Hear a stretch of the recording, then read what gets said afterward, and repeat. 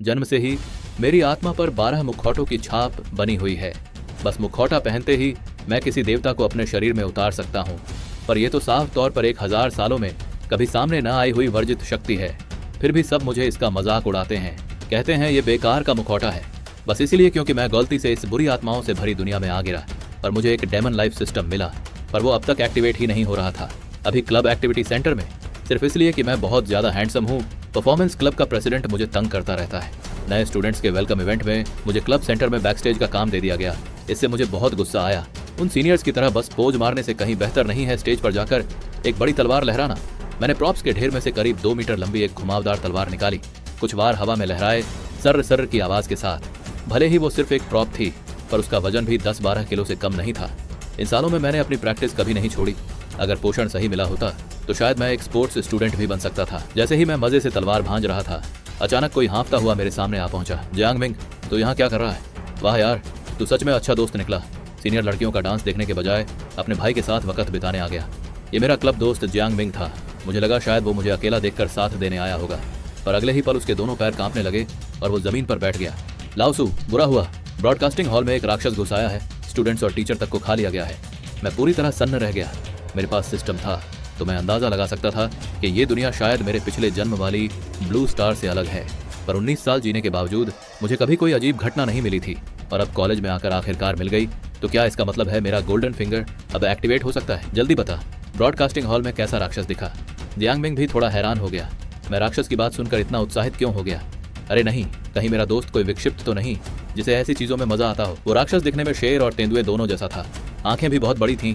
मैं ठीक से पहचान नहीं पाया वो क्या था। इतने सवाल क्यों पूछ रहा है? जल्दी पुलिस को फोन कर, फोन कर।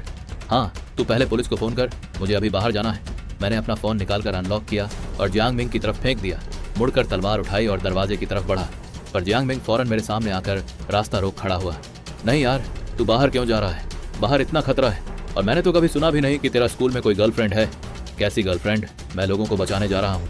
तू अंदर छुपा रहा, बाहर मत निकलना। जब तक पुलिस ना आ जाए दरवाजा मत खोलना। इतना कहकर मैं तेजी से बाहर की तरफ भागा। मैं इतना उत्साहित क्यों था? इसकी वजह सीधी थी, शेर और तेंदुए जैसा दिखने वाला ये राक्षस कहीं मेरे उन्हीं पुराने साथियों में से एक तो नहीं? यही तो वो 12 मुखौटों में से एक था जिसने मुझे इस दुनिया में भेजा था। इतने सालों से तुम्हें ढूंढ रहा था, आखिरकार तुमसे रहा नहीं गया और बुरा काम करने निकल पड़े। अब मैं तुम्हें दिखा ही दूंगा इस घर में असली मालिक कौन है। स्कूल के ब्रॉडकास्टिंग हॉल से टीचिंग बिल्डिंग तक के रास्ते पर बाकी सब लोग जान बचाकर भाग रहे थे, और मैं क्लासमेट्स की हैरान नजरों के बीच तलवार लिए उल्टी दिशा में चल पड़ा। सब हैरान थे, आखिर ये करना क्या चाहता है? क्या इसे अपनी जान की परवाह नहीं? दिखावा करना है तो कम से कम हालात तो देख ले। स्टूडेंट, क्या तुम बचाने आए हो? जल्दी मेरी मदद करो इन घायलों को बाहर निकालने में। एक बेहद प्यारी दिखने वाली लड़की बेताबी से गुजारिश कर रही थी। मैंने उस पर एक नजर डाली। उसके पीछे कुछ घायल स्टूडेंट्स थे जिनके हाथ पैर कट चुके थे, पर उनकी सांसें अभी चल रही थीं, तो मुझे थोड़ी तसल्ली हुई। सीनियर, तुम खुद कोई रास्ता निकालो, मुझे और ज्यादा जरूरी काम है। इतना कहकर मैं उसकी गुजारिश भरी नजरों को नजरअंदाज करके ब्रॉडकास्टिंग हॉल की तरफ बढ़ता रहा। सीनियर, ये लड़का मरने जा रहा है।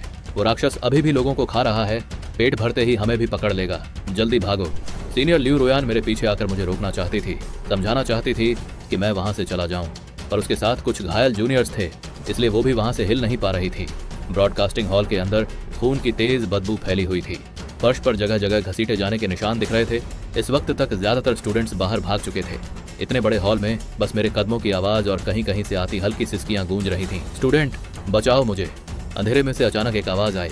मैंने बगल में देखा तो पाया एक लड़का स्टेज के नीचे खोखली जगह में छुपा बैठा था, और उसके ठीक ऊपर एक राक्षस किसी लाश को नोच नोच कर खा रहा था। खून से सना चेहरा, गुस्से से भरी बड़ी बड़ी आंखें, बेहद डरावना नजारा था। यही था श्योंगबो। हाँ, मैंने एक ही नज़र में इस राक्षस को पहचान लिया। यही वो मुखौटा आत्मा थी जो मेरे घर के मंदिर से भाग निकली थी, और आखिरकार उसे अपना निशाना मिल ही गया। मैंने राक्षस के साथ किसी बराबरी की लड़ाई का इरादा भी नहीं रखा। आखिर था तो बस एक छोटे ट्रक जितना बड़ा 4 पैरों वाला जानवर। पिछले जन्म में तो तुम मेरे घर की दीवार पर लटकने लायक भी नहीं थे। इस जन्म में मालिक के सामने ही सपने देखने की हिम्मत कर रहे हो। तुम्हें मारकर वापस भेजना ही होगा। नीचे छुपा हुआ वो लड़का मुझे तलवार लिए एक डरावने भाव के साथ देखकर इतना डर गया कि हाथ हिला हिला कर मना करने लगा। अब वो नहीं चाहता था कि मैं उसे बचाऊं। ये कैसी मदद हुई? ऐसा लग रहा था जैसे मैं उसे भी साथ में मारने वाला हूँ। श्योंगबो के मांस खाने में मशगूल होने का फायदा उठाते हुए सालों की ट्रेनिंग से मिली अपनी फुर्ती के दम पर मैं जमीन से ही एक जबरदस्त छलांग लगाकर उसकी पीठ पर पूरी ताकत से वार करने के लिए झपटा। श्योंगबो एक दर्दनाक दहाड़ के साथ चिल्लाया, फिर अपना पिछला पैर उठाकर पीछे की तरफ मुझ पर लात मारी। मुझे पहले से ही इसका अंदाजा था।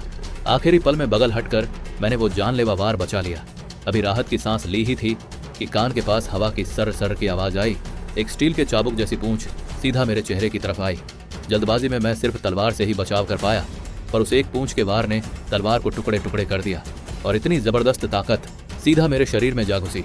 मैं बड़ी मुश्किल से अपने वेग के सहारे श्योंगबो से थोड़ी दूरी बना पाया। तभी माथे से एक गर्म धार बहकर सीधा मेरी दाहिनी आंख में जा घुसी। नजर धुंधली हो गई। श्योंगबो अचानक जोर से दहाड़ा मेरे पीछे की तरफ घूरने लगा। पता चला वो स्टेज के नीचे छुपा हुआ लड़का मेरे और श्योंगबो के बीच लड़ाई का फायदा उठाकर भाग निकलने की कोशिश कर रहा था, पर उसे अंदाजा नहीं था कि श्योंगबो की नजर उस पर पड़ चुकी थी।